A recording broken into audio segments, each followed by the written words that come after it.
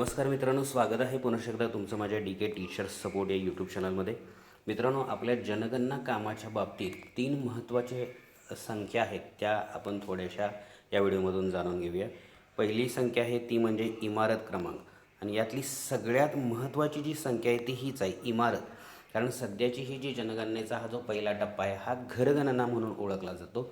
आणि तुम्हाला दिलेले HLB या गटामध्ये किती इमारती आहेत, मग त्या कच्च्या असोत, पक्क्या असोत, किंवा दुकानं असोत, मंदिरं असोत, शेड असोत, कारखाने असोत, शाळा असोत, पोस्ट ऑफिस असोत, ग्रामपंचायत, सगळे जे काय असेल ते, त्या सगळ्या इमारती मिळून किती इमारती आहेत हा आकडा सर्वात IMP आहे आणि तो अचूक असला पाहिजे तुमच्या कामामध्ये. तर हा इमारत क्रमांक तुम्ही व्यवस्थित दिला आहे का ते तुम्ही तुमच्या कामामध्ये पहिल्यांदा चेक करायचं आहे. दुसरा जो अंक असणार आहे तो असणार आहे गणनाघर.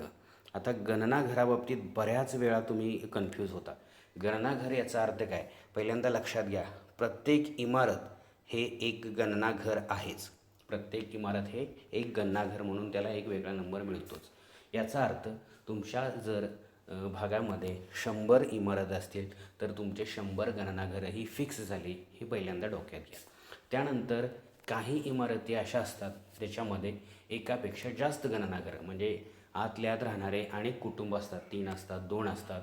कधीकधी मोठी जर अपार्टमेंट असेल तर ती पूर्ण अपार्टमेंट ही एक इमारत आपण गणतो आणि त्याच्यामध्ये राहणारे 20, 10, 15 जी काही कुटुंब असतील, प्रत्येकाचा दरवाजा वेगळा, प्रत्येकाची चूल वेगळी, तर ती सगळी गणनाघरं असतात.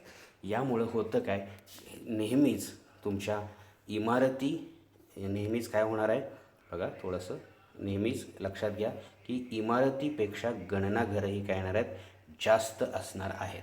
निश्चितच जास्त असणार आहेत. कोणाचीही गणनाघरं आणि इमारती ॲक्युरेट सेम टू सेम असणार नाही, हे एक पहिल्यांदा डोक्यात घ्या. तेव्हा इमारती व्यवस्थित घ्या आणि त्याच्यातली गणनाघरं तुमची इमारतीपेक्षा जास्त आलीत का ही एक खात्री करा. आणि तिसरा महत्त्वाचा जो कुठली संख्या आहे ती आहे कुटुंब क्रमांक. आता कुटुंब क्रमांक हा नेहमीच तुमच्या इमारत आणि गणनाघर या दोघांपेक्षा कमी असणार आहे.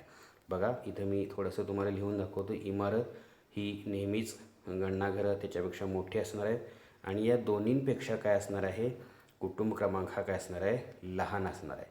कुटुंब क्रमांक हा लहान असणार आहे. का लहान असणार आहे सांगतो. जितकी इमारत तितके गणनाघरं आणि त्याच्यापेक्षा जास्त गणनाघर असणार आहेत हे आपण पाहिलं. आता प्रत्येक गणनाघरामध्ये कुटुंबच राहत असेल असं नाही. आतल्या एका इमारतीमध्ये 2 वेगवेगळी घरं आहेत, पण एकामध्ये कुटुंब आहे, एकामध्ये कुटुंब नाही. किंवा प्रत्येक इमारत ही गणनाघर आहे, पण तुमचं मंदिर असेल, शाळा असेल, इतर कार्यालय असेल, दुकान असतील, यामध्ये कुटुंब नसतं. त्यामुळं ते फक्त इमारत आणि गणनाघर याच सदरात गणलं जाईल. कुटुंब क्रमांकामध्ये गणलं जाणार नाही. याचाच अर्थ तुमचे कुटुंब क्रमांक हा सर्वात लहान अंक असणार आहे. या सगळ्या अंकांची व्यवस्थित उजळणी करा आणि तुमची गणनाघरं, इमारती आणि कुटुंब क्रमांक या बाबतीत खात्री घ्या. तुम्ही इथे सारांशमध्ये बघू शकता, ज्या ठिकाणी कुटुंब प्रमुखाचं नाव आलेलं आहे त्या अर्थी तेथे त्याला एक कुटुंब क्रमांक मिळालेला आहे. अशी कुटुंब प्रमुखांची नावं असलेली तुमच्याकडे किती इमारती आहेत, तेवढी कुटुंब क्रमांक बरोबर तुमचे आहेत का ते एकदा चेक करा.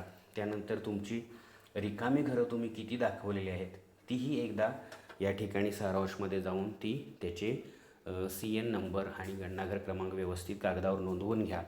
कुटुंब क्रमांकाचे एकूण CN नंबर किती आहेत ते नोंदवून घ्या आणि एकूण व्यवस्थित तुमचा एक सारांशरूपी सांख्यिकी डाटा तुमच्याकडे तयार ठेवा, जेणेकरून सबमिट करताना तुम्हाला तो अधिकाऱ्यांना व्यवस्थित सांगता येईल. तर मित्रांनो, समजून घ्या, इमारत क्रमांक, इमारत संख्या, गणनाघर संख्या आणि कुटुंब संख्या ही वेगवेगळी असणार आहे. इमारती सगळ्यात महत्त्वाची संख्या आहे, त्याच्यापेक्षा गणनाघर ही निश्चितच जास्त असणार आहेत आणि कुटुंब क्रमांक किंवा कुटुंब संख्या ही निश्चितच या दोन्हीपेक्षाही कमी असणार आहे.